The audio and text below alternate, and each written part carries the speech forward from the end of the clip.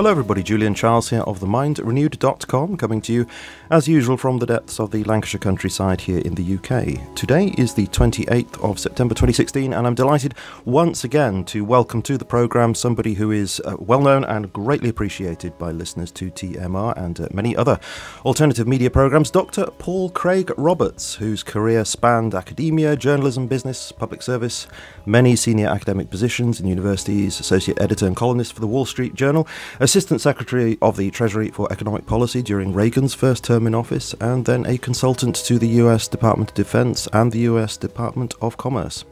Dr. Roberts, thank you once again for joining us on the show. Well, Julian, it's always pleasant to speak with you.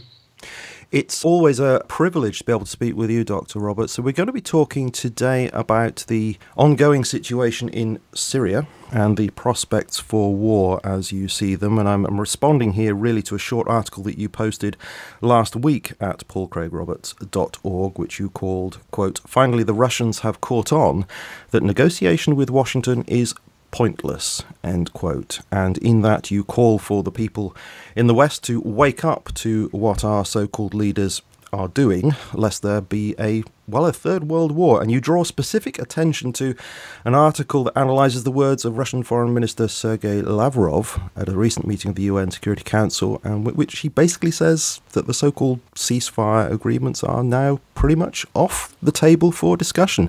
So I wanted to begin by asking you, why is Lavrov saying that they're off the table now? Well, there was the American attack on the Syrian army position. It was a known position. And so this was obviously not merely a violation of the ceasefire, but it was a new development. It was the first time the United States had itself directly attacked Syrian forces instead of using its jihadist forces, such as ISIL. So that was not only a violation, but it was an escalation of the conflict. It was a statement by Washington to the Russians that Washington was now directly entering the conflict and that Russia in the future might actually face American forces, either in the air or on the ground. And then we had the Turkish-U.S. Invasion of northern Syria. So the country is now petitioned. And then today the news is that Kerry has delivered an ultimatum to Lavrov that unless Russia stops the Syrians from their advancement in Aleppo, where they're finally clearing out the American-supported jihadists, ISIL, the whole agreement is off and America will no longer cooperate with Russia and blah, blah. But of course, Washington has never cooperated with Russia. So I don't really see the point of Kerry's ultimatum other than to set a firmer tone for war. And then we had today the faked report of the Malaysian airliner crash or being shot down. And the report ignores all the evidence supplied by Russia and concludes that the airliner was shot down by a missile system brought in from Russia and fired from rebel territory and then taken back to Russia, which is preposterous on its face. I mean, what does Russia have to gain from shooting down a Malaysian airliner? What's it got to do with anything? Russia. And certainly, why send it in to shoot it down from rebel territory and then take it back to Russia? If Russia wants to shoot the damn thing down, they can shoot it down from Russian territory. Mm-hmm. It's an absurdity, Julian, but what it is, it's part of the preparation of the brainwashed and propagandized, gullible people throughout the West for war with Russia, because they're using obvious lies and they're setting Russia up on every front. So why would you do that? What is the purpose of these aggressive lies, this aggressive use of language, all the accusations and insinuations? The Russians know they're all false. And so what is the effect on the Russians? I'm talking about the Russian government. The effect on them is it looks like they're getting ready to attack us. It's a very dangerous situation. Absolutely. Do you think the hope in Washington is that Russia will essentially back down? I think that may be part of it, but you see, if it is, it comes from a lot of hubris and arrogance. Because if the assumption is we're going to threaten them with war and they'll back down, but what if they don't back down? If that's what it is, an effort to get Russia to comply and allow Assad to be removed, that's what Washington is really demanding. It shows recklessness on the part of Washington. It shows that Washington most certainly is unfit to be a leader of Europe, because all of Europe is now exposed to this war that these idiots in Washington are mobilizing toward. And the Europeans all sit there, oh, good, the Americans will save us, blah, blah. I mean, it's mindless to me. I don't see any intelligence anywhere in the Western world. I'm talking about in the political leaders, the media. I just don't see it.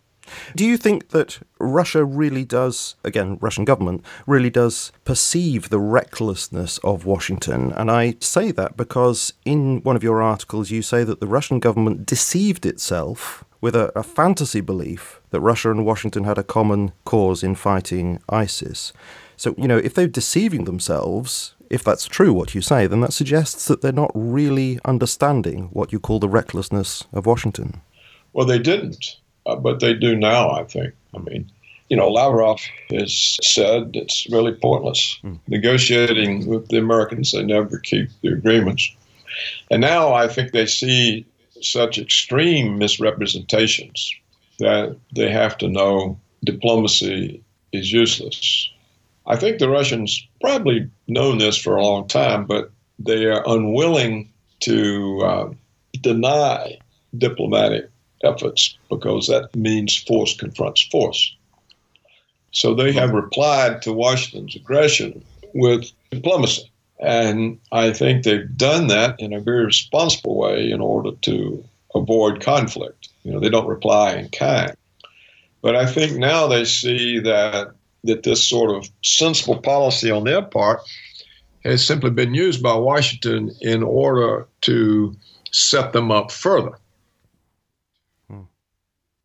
Do you think in the past, up to this point, that they've been kind of calling Washington's bluff in the sense of, Washington says it's all about removing ISIS, so has Russia been saying, okay, that's what it's about, so now join with us to fight ISIS? Let's kind of call your bluff on it, but now that's not going to work. I don't think they were calling our bluff. I think they were actually hoping that the war on terror, Washington's war on terror, was real, and that it would lead to cooperation between Washington and its European vassal states with Russia against the terrorists, and that this would then be a development that would unify their interest and cool down the tensions. So I think that this was a very responsible and proper diplomatic policy for the Russians to take. I don't know if they understood all the risk of it. I don't know if they understood that the neoconservatives in Washington would see that as weakness on their part and push harder. I don't know if they understood the risk that Washington would simply take advantage of the Russians willing to keep giving these ceasefires in order to beef up ISIS and to interject American forces directly into the conflict and to arrange for Turkey to invade northern Syria. You see, I think the Russians and the Syrians can, at this point, clear out ISIS. Kerry's trying to block that in Aleppo. But the Russians and the Syrians can't really clear the Turks and the Americans out of northern Syria without having to attack Turkish and American forces. That then would lead to a much more serious situation. So I don't know that the Russians understood that by giving these ceasefires and halting and all of this, that they were going to end up with direct American and NATO participation in Syria. So you're essentially saying they've been too trusting, yeah. And as a consequence of that, there's been this, effectively, an invasion. Is it 100 kilometers wide in northern Syria now occupied? Is that right? I don't know how large it is, but it would certainly get larger. I mean, the country's petitioned, and so Washington can now keep the war going forever. In fact, it now has a place that ISIS can be safe because the Russians will hesitate to attack Turkish or U.S. positions. Now, they may simply lose their patience at some point. So, yes, I think they've been too trusting, but even more than that, I'm not sure they understood the risk in their very responsible position. They were trying to behave in a responsible way, and I don't think they understood that Washington was going to behave in the most irresponsible way possible. And so the two strategies don't meld in any way. So Washington's irresponsible policy would take advantage of the Russians' responsible policy. And I think the consequence has been worse for the Russians. If you remember, 2 days after the 70th anniversary of the UN, in which Putin declared that the state of affairs in the world is no longer acceptable to Russia, the Russians went into Syria and started wiping out ISIS. They had the job practically done, but they pulled out. And they went in legally, didn't they? They were invited in by Assad. They went in legally, yeah. But when they pulled out, I think there are two explanations, and they may both have been part of it. Part of it was to show the Europeans, look, we're responsible. We're not trying to make Syria a territory or part of our empire. And I think also the Russian government is handicapped by pro-Western elements. They're known as Atlanticist integrationists, and they believe that the future of Russia is to be integrated into the Western world. They're very Western-oriented. And I think that Prime Minister, the former president, Medvedev, I think he's one of them. But they hold certain positions, and it seems that Putin kind of balances them with the more hard-cast characters who are tired of putting up with the United States and the West. And so I think that's a constraint also on Putin's decision-making. I think these Atlanticist integrationists, they are the most deluded people.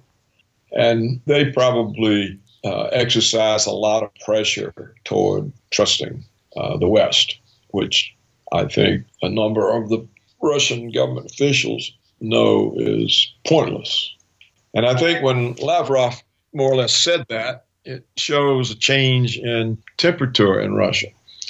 Now, on the other hand, I'm convinced the Russians don't want a war. So whether they will give up, sacrifice something in order to avoid war, that remains to be seen.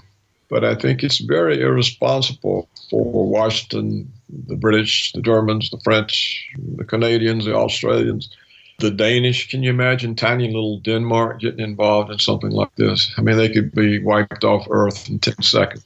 When you see these people behave so irresponsibly in provoking a major military power armed to the teeth with nuclear weapons, you have to wonder if there is any intelligence anywhere in the Western world that can affect anything. Certainly not the media, certainly not in the governments, apparently not even in the big organizations. So when you have this type of situation, you have to say war is very possible. And one thing that really concerns me about this is as NATO troops get more and more involved, as surely they will do, and this area that's been invaded expands further, then it seems to me, I don't know whether you agree, that, the mainstream media will make a propaganda coup out of this and say that, well, Russia is not being involved in fighting terrorism anymore. They're not joining with the international community. They're being very selfish and looking after their own concerns and looking after serious concerns. And the bigger this occupation becomes and the more NATO gets involved with it, it's going to create even a greater bifurcation than we already have. Exactly. You're right. That's exactly what is happening. That's Washington's strategy. I use the phrase international community there, ironically, because I know it's a propaganda phrase in itself. It's a propaganda. Chomsky often points that out, yeah. I wanted to ask you about the rebels and the terrorists, as they're variously labelled. You also write the Russian government even went along with the pretense that the various ISIS groups operating under various pen names were moderate rebels who could be separated from the extremists.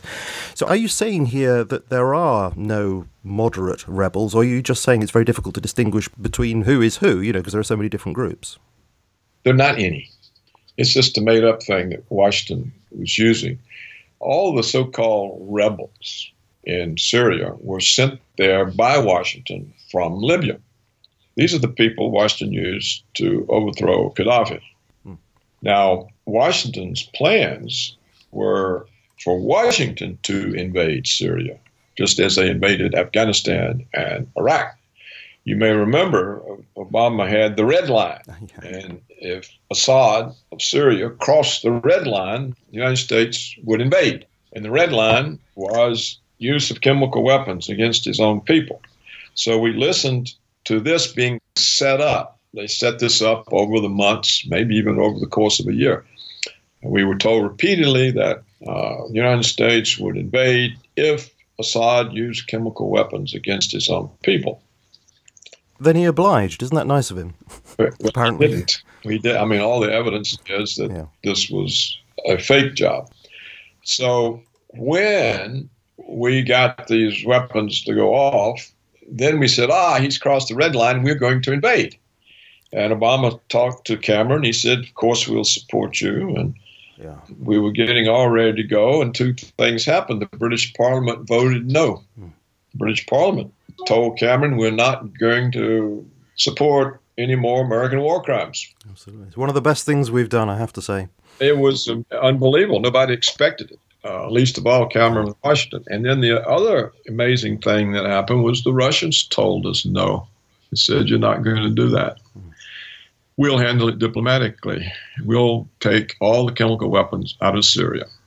And so that stymied us. And when we were stymied, because we're determined to get rid of Assad at all costs, then we poured in ISIS. Every time an ISIS arms depot is captured, it's full of American weapons. We sent them there and we said, these are the moderate rebels fighting for democracy in Syria against a dictator who kills his own people. So this is the kind of propaganda we made up. And then because some elements of ISIS were really pretty brutal, cutting people's heads off and eating their hearts, and we then said, all these other groups. So we have ISIS, we had al-Nusra, and we have all these other groups, and they're all made up names. So there's not any such thing as moderate rebels, and there aren't any rebels trying to overthrow Assad. You have to remember, Assad's been elected twice, and the vast majority of the Syrians support him. And he's not a dictator. He was actually a London eye doctor called home when his father died to try to hold the situation together. He's a secular leader. And we're getting rid of secular leaders. I mean, Saddam Hussein was a secular leader. For all practical purposes, so was Gaddafi. But they had independent foreign policies. They weren't willing to be American puppets. And so Washington's policy is to remove secular leaders so that the whole Middle East goes into chaos of sectarian conflict, the Shia and the Sunnis. And if the whole Middle East is in sectarian conflict, there's nobody to get in Israel's way. And this conflict, this jihadism, can be spread into Iran, and the same thing achieved there. And then it can be spread into the Muslim areas of the Russian Federation and into the Muslim province of China, the province that borders Kazakhstan. And so this is Washington's policy for destabilizing Iran, Russia, and China. And that's what's going on. It's got nothing whatsoever to do with fighting terrorism. We sponsor it. We create it. It's a tool that we use. Is it more than a continuation, but really a morphing into something much more sinister? Of the policy back in the time of the Soviet Union when the Mujahideen was used in order to fight a proxy war. I mean, is it a morphing of that into something global? Well, it's morphing into something against Iran, Russia, and China. What are the countries that the United States doesn't really dominate their policy? It was Libya. It was Saddam Hussein, Iraq, it's Syria, it's Iran, it's China, it's Russia. It was maybe in some sense also Afghanistan. So what's happened to these countries that were not under Washington's thumb? They're being destroyed. And Iran is not off the radar. They're just off it until we work our way through Syria.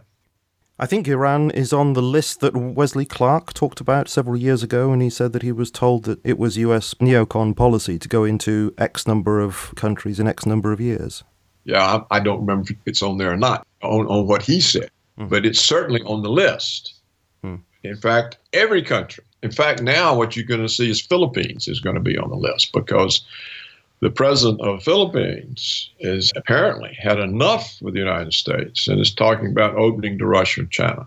You have to remember the Philippines were conquered by us. We took them away from the Spanish and we ruled them and we didn't treat them nice. And some years ago, they banned us from Subic Bay.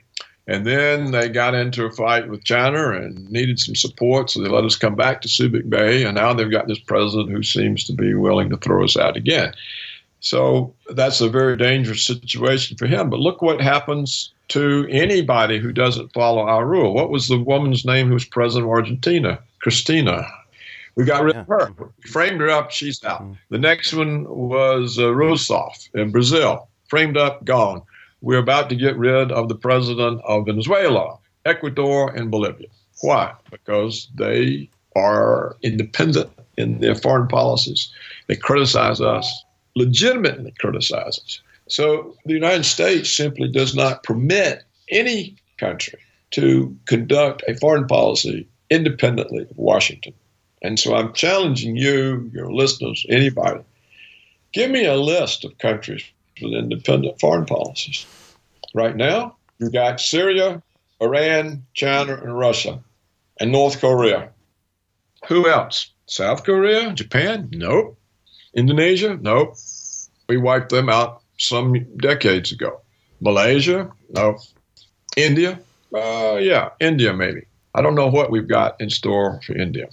I think Washington is going to try to avoid that and just bypass it. If they can destabilize Russia and China, then India will surrender. I'd like to, if I may, take you back to those US airstrikes on Syrian positions that you mentioned at the top of the interview. You obviously do not accept what John Kerry has said about it, that it was a terrible accident, that they thought they were attacking ISIS forces.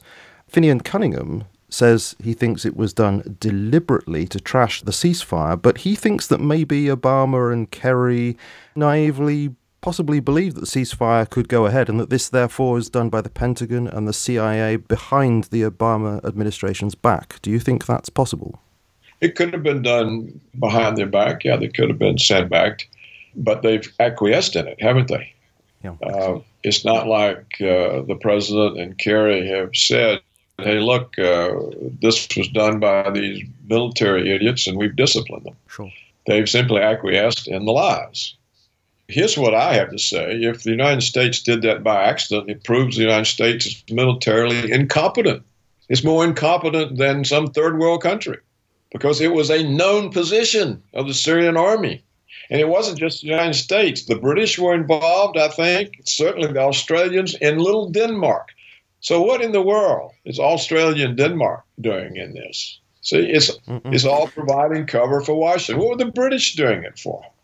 But I suppose John Kerry would say, well, it's better to be incompetent than evil. And he sort of pulled that line, hasn't he, with respect to Russia, saying to them, well, at least we've owned up to our terrible accident. Well, you haven't owned up about your supposed attack on the humanitarian convoys, getting political capital out of this. Well, of course, the Russians didn't attack the convoy, did they?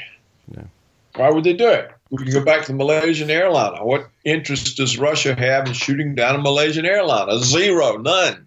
It wouldn't happen. So what interest do they have in destroying the aid convoy that they have sent through their territory and control points?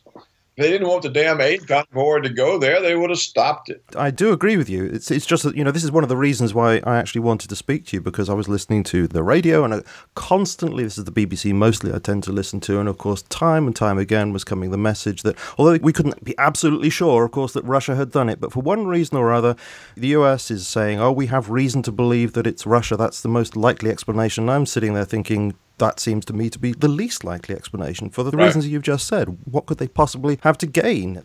All they have to gain is the dislike of the whole world for doing something so evil. It just seems ridiculous to me. Well, all of this is so silly. When you talk about evil, what do you think the United States and Britain have done for the last 15 years? How many millions of Muslims have they slaughtered?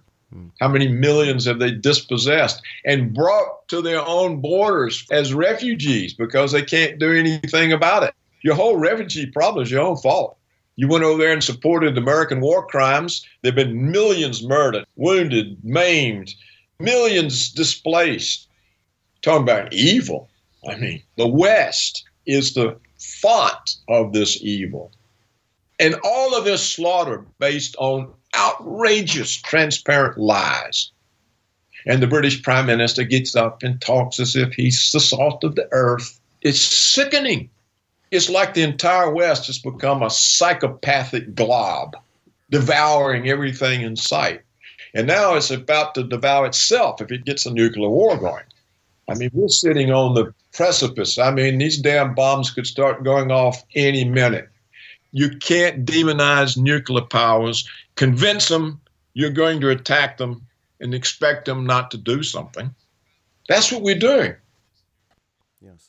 But you have said to me in the past, I'm agreeing with you here, that by doing what we have been doing, we're putting them onto a high state of alert. And that in itself is incredibly dangerous, because it means that somebody could do something inadvertently. Perhaps they misunderstand an order or something like that, and all hell could break loose.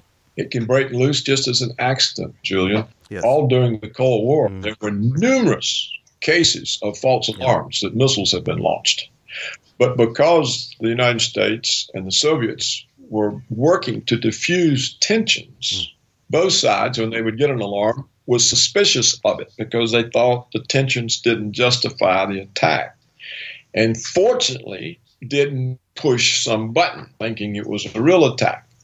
But when you have tensions at the level they are now, one false alarm can produce a button pushed because we've convinced them we're going to attack them. And the crazy neocons are convinced that the Russians are evil.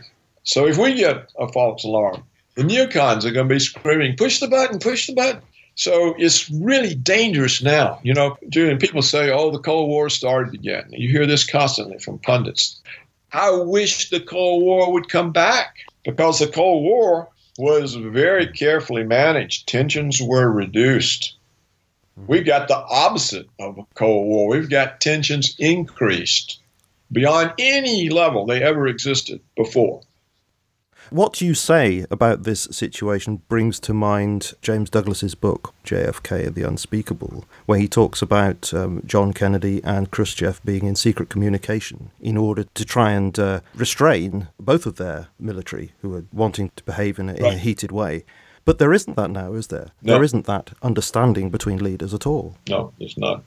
And that's why Kennedy was killed, because the CIA and the Joint Chiefs thought he was soft on communism and he was selling out America behind their backs by talking to this Soviet commie. And we can't trust him. He'll sell out America. And this is why he was assassinated. Yes, he makes a very convincing case. Yeah. Can I bring you back to, we were talking about various factions in Syria and to what extent they're real, imaginary, etc.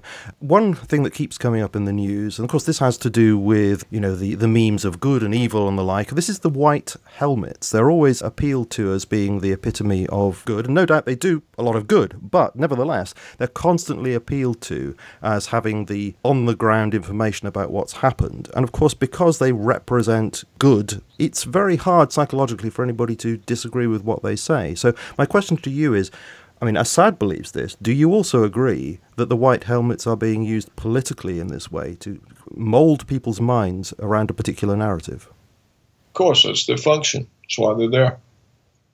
Okay, well, that answers that one, certainly. I wanted to ask you a few more things, actually, about the Assad interview, which you posted a link to on your site, which I thought was actually very interesting. And I have to say he came across in that interview as a very reasonable man. I have heard him speak before. Nothing about the way he behaved made me think this person is insane or a monster, but that seems to be what we're required to believe in the mainstream media. He talks about barrel bombs. The Associated Press chap brought that up, and he was saying basically that barrel bombs are a kind of propaganda meme in the media because basically a bomb is a bomb. Has he got a point there? Of course, yeah. Yeah, everything he said was a point, and it was hard for me to tell whether the Associated Press reporter was just completely brainwashed in asking these questions because of his own ignorance, or whether he was asking the questions to let Assad show the falsity of the various charges. That's how it came across. It came across this guy as really not making a fool of himself. He's suspicious of the propaganda and is giving Assad the chance by directly confronting him with all the lies to deal with it. And I thought it was an outstanding job by Assad. Imagine any Western leader being able to respond to such a collection of hostile questions with such aplomb, such poise, such complete control of the conversation and the answers. I mean, Assad was never on the defensive for one word. That's true. Yeah, he was asked, as you say, some incredibly difficult questions. Loaded questions. Yeah, absolutely. Was he ordering the bombing of civilian targets, hospitals and the like? And basically his answer was, well, that would be a foolish thing to do, wouldn't it? It would put his own people against him. And I thought, well, yeah, again, you've got a point there. Why would one do such a thing? I mean, this is the constant theme that comes to my mind when I'm hearing about Syria. Why would they do this? Why would they do that? See, what we need to ask is the opposite kind of question. Why is Washington and its European vassals telling us such blatantly obvious lies? Why? What is the purpose of all these false charges? It has to be to justify war. There's no other possible answer, is there? I agree. It must be to justify making motions towards war, but presumably in the hope that the other side will back down. I mean, that has to be surely in their mind. They can't actually want to have a thermonuclear war. That doesn't make sense to me either. Well, some of them do want it. Really? Some of them think you can win it. And this is why they got the American war doctrine changed. You know, we no longer have mutually assured destruction, use of nuclear weapons only in retaliation. They now, in our war doctrine, are preemptive first strike. And the Russians know that. They know we've changed the war doctrine to preemptive first strike. So when you make them feel threatened and you make them feel they're going to be attacked, they're not going to sit there. They're going to strike. So this is why the world is 1,000 times more dangerous than it ever was during the Cold War. So we have to come back to the question that needs to be asked to the BBC, to British Prime Minister, to everybody. Why are you telling us these lies? Why are you creating conflict? What is the purpose? If we're so concerned about Assad, why aren't we concerned about the Saudis and all the persecutions they do and what they're doing in Yemen? People are being slaughtered. They've got all kinds of infrastructure destruction, hunger, thirst. Why isn't this an issue? Well, I presume the answer is because British arms manufacturers are making too much money out of it. Could be. Still, the question is, why are we being told lies about Russia, China, Iran, Assad? Why is there nobody cares about all the people dying in Yemen? But we're all upset about the few people who allegedly died in an attack on an aid convoy in Syria. Why? What's the difference? Well, the difference is the Saudi attack on Yemen serves Washington's purpose, and all the attacks on Syria serve Washington's purpose. And if they can be spread into attacks on Russia and Iran. That serves Washington's purpose.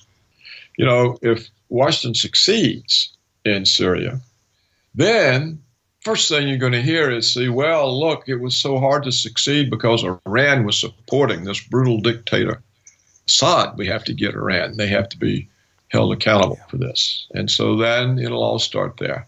And do you think it would be done in the same kind of way, by agitating within the country and sending people in to shoot into the crowd, etc., and getting everybody against each other, and then going in and saying, well, we've got a humanitarian crisis, etc.? Yes, we already have people there doing that. There have been a lot of assassinations in Iran. You may remember, too, a few years back, we tried to pull the Green Revolution there. There was an election in which Washington money played a huge role, and we put out into the streets non-governmental organizations in Iran that we had been financing. We had a candidate running. The whole West was in favor of him, and they announced the Green Revolution, and people were wearing green armbands, and this was all the American NGOs sent into operation. So Iran is vulnerable. It's already penetrated. And we have a lot of NGOs in Russia and China. Finally, the Russian government has made the foreign financed NGOs register and has declared them unwelcome, but they're still there. We have them in China, particularly in Hong Kong. That's what all the student protests a couple of years ago in Hong Kong were about. We were trying to spread those into all the Chinese universities. But there's a tremendous amount of American money in China. American organizations, the Rockefeller Foundation's there. We help finance universities and think tanks. So both of these countries being trusting, thinking that having moved away from communism, that they had some sort of common interest with Washington. They don't perceive even now the ideology of the neoconservatives, because the notion of world hegemony is so absurd that the Russians and Chinese can't take it seriously. They don't see that as a threat. It's just too absurd. What do you mean history chose you to have hegemony over the world? They don't understand that this is a real fanatical ideology. And so they've been careless in exposing themselves. Like the Russian currency is exposed. It can be manipulated. We can drive it down. They're foolish enough to allow foreign capital inflow. So you can send money in, drive the currency up, then at the crucial point, you can pull it all out and drive the currency down. Their central bank president is so gullible, she doesn't even understand the exposure that she makes available, how Washington can control the Russian economy through her incompetence. Both of these countries are too open to their enemies. We have all kinds of money and organizations and the Rockefeller Foundation, everybody working to create allies. And in fact, I won't say anymore. I was just thinking that when Russia acts in the way you described against these NGOs, getting them to register and the like, that is seen as Russia closing itself down and being dictatorial. Right. It's painted in that way. That's what they're accused of, yeah. In other words, if you don't let these crowds run through the streets and demand overthrow of the government and all of that, and they were all financed by Washington, in fact, the whole West, but mainly Washington and the German Marshall Fund. And there were 1,000 Western-financed NGOs operating in Russia. Right. Unregistered. I don't know how many are in China, but let me tell you what happens in China. An American company goes in, has a plant there. It creates a domestic board, a regional board. Now, the company is run from the board in the U.S., but it creates a fake board and puts on there the relatives of the local and regional Communist Party officials, pays them enormous sums. This then corrupts the local and regional Communist Party officials and gives them an interest different from the Central Party officials. They become allied with the Western firms, paying their relatives enormous sums of money. This is the way Washington subverts countries. It's how we're subverting China. We do the same thing in the universities. The Chinese and Russian economists are essentially all neoliberals because they're trained in the Western tradition. So essentially, all of their recommendations set their countries up for manipulation by Washington. And a number of times in the interview you have used the word neoconservative, and in your article you say that what's needed, and needed quickly, and I'm going to quote from you, is the criminal neoconservatives must be immediately removed from power in Washington before the insane fools start World War III. You say the CIA and the Pentagon must be put under tight constraints, and the European governments need immediately to disband the NATO alliance. So my question to you here is, well, how is any of that possible? It's not. That's why we're going to head right straight into World War III. Do you see... But people always say, tell us what to do. Well, I told them, that's what you got to do if you want to avoid the war, and you can't do it. Yeah, but do you see any hope? And I'm not saying myself that I do, but I'm asking you if you see any hope with Donald Trump. And the reason why I say that is because you say that, well, you imply that his life is in danger. It's well known, obviously, that he is anti-establishment to an extent. The military establishment seems to hate his guts. Do you think there's any hope with him? Well, probably not. If he were to be elected, the question is, could he staff a government that would support him? How would he do that? Does he know who those people are? Does he know who the enemies of the neoconservatives are? Does he know the people who don't believe in American world hegemony, who would conduct a different foreign policy? Does he have people who would give up the reliance on coercion and force and retreat to diplomacy, to working things out the way Putin keeps offering? Does he know those people? No, he doesn't know who they are. He's not experienced in policy. He doesn't. His appointees have to be confirmed by the Senate, who are owned lock, stock, and barrel by the oligarchs, by the military security complex, Wall Street, the big banks, the energy companies, agribusiness, the Israel lobby. So who can he appoint? And then if he gets a peacemaker or something, neocons will run to the Senate and say, oh, this guy's too weak. He won't stand up to Putin. And the Senate won't confirm him. You see, Trump has a lot of support because the American people obviously have lost confidence in the establishment. They've lost confidence in both parties. They rejected the party's candidates. All the Republican establishment candidates, they were wiped out by Trump, despite the media doing everything they could to destroy Trump. On the Democratic side, actually, Bernie Sanders won the nomination. It just wasn't given to him. It was stolen from him. So all those people know it was stolen from him. I doubt they're going to vote, all of those Democrats, I doubt they're going to vote for Hillary. So if Trump doesn't win, it's because they've rigged the voting machines. They're all electronic. There are no paper trails. You can't tell how they're programmed because it's proprietary information. It's secret. So if Trump doesn't win, we'll know it was stolen. If he does win, the question is, who staffs his government? How does he produce a government that will follow him rather than the powerful oligarchies? No, but isn't it possible that he could produce a kind of dysfunctional government? It sounds like a strange thing to hope for, but isn't it possible that it could be dysfunctional so that nothing can actually get done? Wouldn't that be a better situation than we have now? You told me earlier that Finney and Cunningham put forward the explanation, which is plausible, that the CIA and the Pentagon decided to do one thing and not pay any attention to the president and the Secretary of State.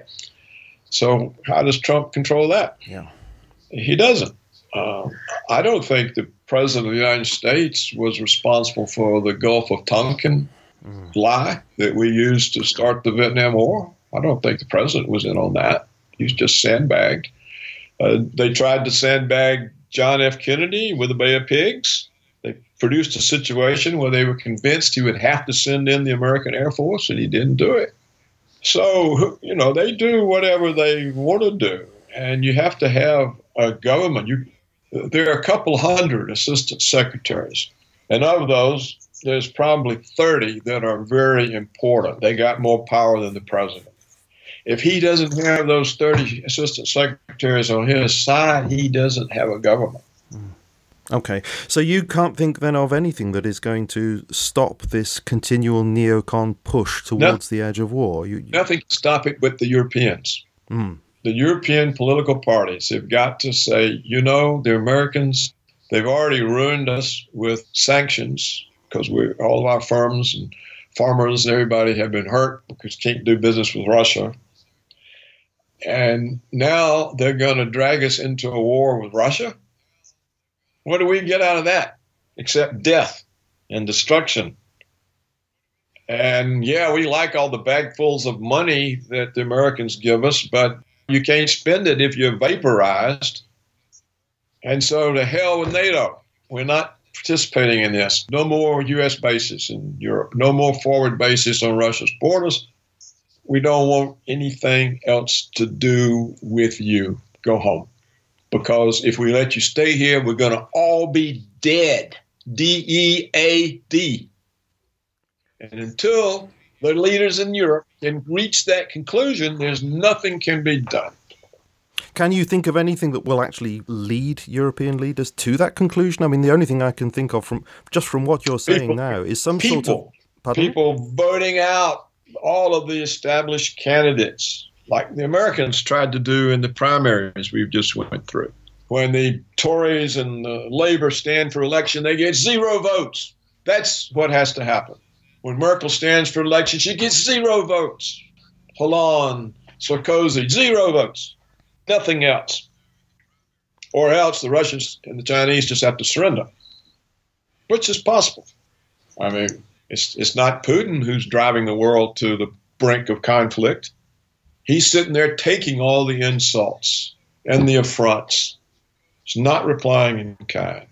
The Chinese raise their voice, but they don't take any threatening action. So they may say, well, look, these crazy Americans are going to kill everybody. It's better to be a vassal than to be dead. They may surrender. Well, as always, so often when we have these kinds of conversations, we do tend to end on a note which is obviously very concerning and a bit of a downer, but one of the reasons why I do like speaking to you, Dr. Roberts, is you tell the truth as it is, and you do not sweet talk it. And I think listeners genuinely do appreciate that. We are at this very, very dangerous juncture, and there aren't many options, and you've described a couple of things that could happen, and we have to work towards that in any way that we can, and pray towards that in any way that we can, in the hope that these things will in fact happen that you have described. Otherwise, we're looking at destruction. Well, Julian, just keep in mind, it's really way too late to be getting concerned. We should have been concerned a long time ago. What was the matter with people? So we'll see what the Russians and the Chinese do. Whether or not the world lives or dies, really, I think, will depend on whether or not they surrender. It won't depend on anything the West does, because the West has 0 judgment, 0 humanity, 0 morality. But you said to me that you do have at least a modicum of hope that Europe will do the right thing at some point. Maybe it will require, I don't know, perhaps it will require a nuclear bomb going off somewhere and suddenly Europe saying, well, this is what's going to happen, right, we're pulling out of this situation. I don't know, but you do at least seem to hold out the hope that Europe will make a decision in the right direction, possibly. I think that's the only hope Putin has. That's why Putin takes all of this abuse. He's waiting on Europe to wake up. It's the only hope. And not that Europe can do anything, but if Europe removes itself from the American empire, we don't have the cover, we don't have the forward bases, we're isolated. And the evil here is so enormous, it must be isolated. Do you think there's anything short of some kind of localized nuclear strike that would actually wake the European people up? I don't know what the strike would be. I think if one of those things goes off, all of them are going to go off. Yeah, you're probably right. Yeah. You have to understand how destructive these are. People say, oh, well, nuclear war, it's not all that bad. Look at Hiroshima and Nagasaki. They're great, big, beautiful, enormous cities. Yeah. They recovered. It's no worse than the firebombing of Dresden. And this is the way some of these people talk. What they overlook is, as powerful as the atomic bomb was, it's a pop gun compared to today's thermonuclear weapons. According to scientific studies I have seen, one Russian SS-18 warhead is capable of wiping out 3/4 of the state of New York for thousands of years. 3/4 of the state of New York, thousands of years. So what, 5 or 6 of them down the east coast of the United States? There's no east coast of the United States. It's simply not there anymore. There's nothing there. And when they say, oh, they're usable, this is what the neocons say. Oh, they're usable. This is this idiot William Crystal. They're usable. What's the good of nuclear weapons if you can't use them? They're usable. And they write these articles trying to convince people these weapons are usable. Perhaps they've at last created their own myth. They believe their own propaganda that they can create the truth. Isn't this a neocon idea? I think that's their idea, yeah. Everyone is lost in the matrix, including them. Mm. And so there's no turning back once these weapons go off. You can't go back and fix the situation. It's not fixable. You don't rebuild after these things go off.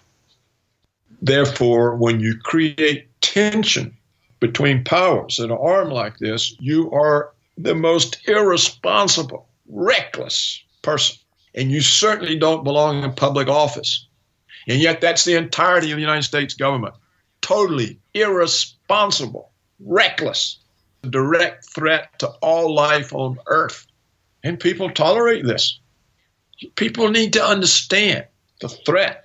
There's no greater threat other than, the sun going out or some huge comet hitting Earth and wiping it out. Indeed. This is an Armageddon scenario that you are. It's an Armageddon scenario that they have brewed up. And Washington pretends it's the light, it's the city on the hill, the light of mankind, the salt of the earth, the lesson for everybody to follow. Again, Dr. Roberts, I do thank you for your willingness to come on the show and your honesty in speaking your mind. That is something that listeners do cherish. I cherish it myself. It is a hard message to swallow, but, well, we have to swallow the truth. Otherwise, we're just living, as you say, in the matrix, which is just self-delusion, which is ridiculous. Well, Julian, thanks for sharing your audience with me. I know that I sound extreme, but the situation's extreme. What am I supposed to do, pretend like it's not? No, absolutely. There's no point in me pretending along with everybody else. No. So thanks for your interest and for what you do, and I look forward to talking to you again. Thank you ever so much, Dr. Roberts. It's a privilege. And I'm glad your electricity's back on at long last. Yeah, me too. Maybe that's what'll save us. Yeah. Everything here just stopped working. They'll push the button and the power will have gone down. I'm leaving that in. That's priceless. Yeah, they'll push the button and there'll be a power outage. Because they spent all the money in the wars. I think I do need to make listeners aware of the fact that when we were going to start this interview that you had this power outage and we were perhaps going to try to connect by telephone, but that wasn't possible either, and we thought the interview wasn't going to happen.